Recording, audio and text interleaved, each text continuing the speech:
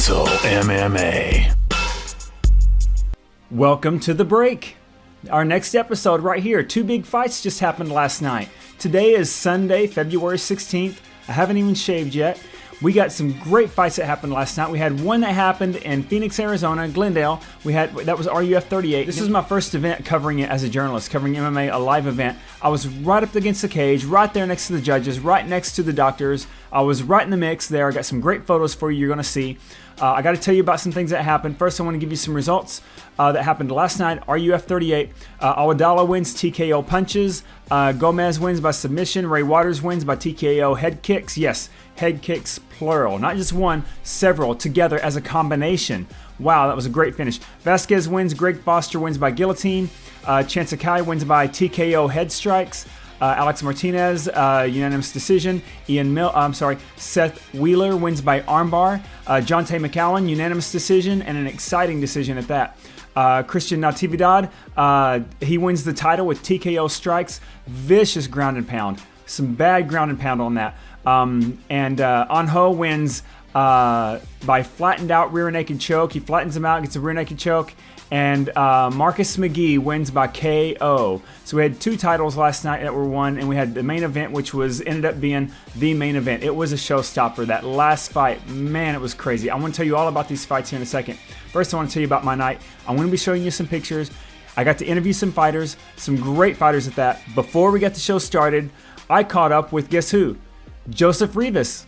One of the best guys on the card. This guy is a great fighter, great guy. I interviewed him. We talked for a little bit. I'm going to go ahead and play you some of that audio from that right now and let you hear some of what we talked about before the fight happened. One of the baddest dudes on the card, Joseph Rivas. He's fighting Anho. We're at the weigh-in just had an awesome face-off. Anho is one of these guys who takes a lot of chances in the cage. I've seen both of you guys fight, and he seems to be this very creative guy. And he's willing to do things to put himself in bad positions. Are you willing to take advantage of that, and how will you? I am willing to take advantage of that. I know on me and I'll go way back. I have respect for the guy. He's a cool kid. He knows, like you say, he's creative, very creative. He knows what he's doing. He's not just he's risk taking, but he's not just risk taking. He's setting up something. Even though they are risky, he sets it up. And I'm gonna take any little thing he throws at me, full advantage. He misses a punch, I'll make him regret it. I will stand there, take a punch, and give a punch. I'm that guy that would do something like that. What camp do you fight out of? I fight out of Cobra Fight Club in Glendale, Arizona. We've been talking to Joseph Rivas here. He's about to fight for the amateur 125-pound title tonight. So when Joseph came out and he came out for his fight with Anho, man, these guys came out. You knew it was going to be a banger because as soon as the ref says go, they went at it. It was insane. An comes out with a jumping flying front kick, and then Joseph immediately reacts to that. Doesn't let him get away with it. Then it becomes a great fight, and it's a really tough one, really, really exciting one. I really hope you guys get the pay-per-view because even if you didn't get it last night, you can still watch the replay of it. Man, these fights are unbelievable. This is the best fight card of the year I've seen so far. I'm talking, it doesn't matter what promotion it is. It doesn't matter if it's Bellator. It doesn't matter if it's UFC. It doesn't matter if it's one or whatever. This is the best card I have seen all year long, and I was there cage side to witness it. Joseph Rivas, Anho, great fight. Anho did come away with the title. He got a rear naked choke on him, but it was a very hard fought fight.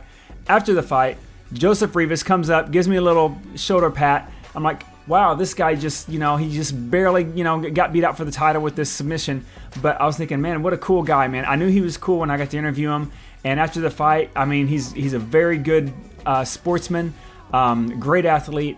And I just want to give a shout out to Joseph Rivas, man, for being so cool after the fight, even though things didn't go his way last night. And he's probably not used to that. But yeah, cool guy for Joseph, man. You guys go support this guy. He's a really good fighter. He's an exciting fighter to watch. And then I also got another interview with Jonte McCowan, who ended up fighting Ridge Harmon, which you can see my interview with Ridge Harmon on one of my videos that's on my channel. I got to interview him at the weigh-ins the day before the fights. He and Jonte came out, man, this thing was another explosive fight. These guys they both looked great. Their athleticism is off the charts, both of these guys. When they came out, you didn't know what was going to happen, who was going to get who. It was really a back and forth. It ended up being a unanimous decision for Jonte McCowan. It was a great fight, one of the most exciting decisions. Sometimes, fighters or fans will say, "Oh, it was a decision." Decisions aren't always bad. Okay, this was a great one. This is a great fight by both guys. It was Ridge Harmon's very first loss, and it was. He has nothing to be ashamed of, man. Jonte came out. He's a very skilled fighter. Ridge is a very skilled fighter. And I got to talk to Jonte after the fight as well. I talked to Ridge the day before. So I'm sitting next to the doctors who check the fighters after the fight. Ridge comes over. He sees me sitting there. He saw me during the fight taking pictures. He comes out after the fight, a hard loss and a close one. He comes over and he reaches out, smiles at me, gives me a fist bump, sits right next to me, gives me a fist bump. The guy just, he just got his first close defeat of his entire career, and he's coming over here giving like the hey bro respects, And this is what kind of guys we're dealing with here. These guys at RUF 38 are amazing guys, man. These are such cool dudes. You gotta go support these guys if you like MMA. If you live in Arizona, go support RUF and RUF MMA. And but yeah, Ridge Harmon's awesome. You'll see my interview with him. I did catch up with Jonte after the fight. I got to interview him, so I want to play some of that for you right now. And no one coming into this fight, no one knew what was going to happen in this fight because we've seen some slick submissions out of Jonte in the past. We've seen Ridge Harmon come out and do some crazy things. Jonte, it looks like you injured your arm. What was the injury on that? So as of right now, they're saying it's a hairline fracture, but we'll take the X-rays tomorrow morning and we'll see. But yeah, Ridge is a lot stronger, lot more talented than I expected. I watched a lot of film on Ridge and. I'm not going to say I thought it was going to be easy, but I thought I could do my counters a lot better. I'll be able to bounce my wrestling around a little bit more easier than it actually was. Like, respects to Ridge, respects to the Lab MMA. Like, it was a good fight. I saw you walk over to Benson Henderson at the end. What did you say to him? So, growing up, man, like, Benson's the man, in Arizona. So, like, other than our gym, like we have Ryan Bader and CB Dalloway, like Benson's the next big thing, you know what I mean? And I've always loved Ben Henderson. He's like my weight class, what I usually fight at. So to walk down that aisle to get to that ring is a crazy feeling that a lot of people experience. So I want to heal first, see how I'm feeling. I don't want to jump in too early and like re-break my arm or do something like cause further injuries. So we're gonna heal first and we'll see from there. I also caught up with Christian Natividad, who won the title by TKO strikes, ground and pound. This one was these guys came out hitting hard. They were striking so hard when they came out. It was unbelievable. I mean, you're right there. It's going so fast. They're hitting so hard. Everyone's going ooh and ah. It's like, man, you don't want to get hit by these guys. But anyway, Christian Natividad and Esteban Ulibarri had a great fight. And I got to interview Christian afterwards with his belt. He got the title last night, and here's some of that. Well, we got this guy here, man. He just won the 145-pound title tonight. Impressive win, and it was a flattened out ground and pound. Man, one of the nastiest finishes I've ever seen. What did you think when you guys first came out? You were both throwing really, really hard. What did you think at that moment? Did you know you were going to be in for a fight, or did you think that you had it, that you were going to be able to get him, slow him down like you did, and control him on the ground? When I first heard about this fight 4 weeks ago, I knew he was a banger. And knowing him, he fought at 45, 55, and me, I'm a 25 or 35er, so I technically went up a weight class, 2 weight classes for this fight. He's fighting at 45. He wasn't too much bigger than me, but I knew he has power to be a featherweight, lightweight. I mean, he's knocked out, I'm pretty sure he's knocked out all of his opponents coming into this fight. So I knew it was going to be a scrap. I was down for it, but I mean, this is what I live for.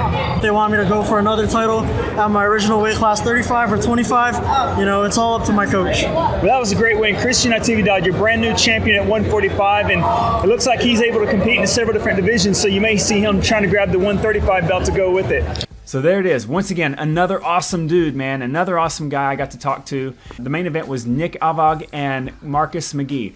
If you know, I interviewed Marcus McGee a few days ago during the weigh-ins, and we got to talk about what was going to happen with the fight. I asked him, I said, how do you think this fight's going to go? What are you doing? He goes, knockout. I always win. I like to win by knockout. He goes, it's going to be crazy. He says, it's going to be a monster fight. This fight, unbelievable, man, unbelievable. You got to get this pay-per-view. You got to rent the replay on this, because this is one of the greatest knockouts I have ever seen in any fight in history. Oh my gosh, I've seen thousands of fights. This was amazing. These guys went at it hard. I mean, these guys went at it hard, crazy. And then Marcus McGee connected with a few good ones, got him up against the cage. He was rocked a few times, and Nick was rocked several times. And then all of a sudden, Marcus tags him with a straight, I think actually it was a right hook.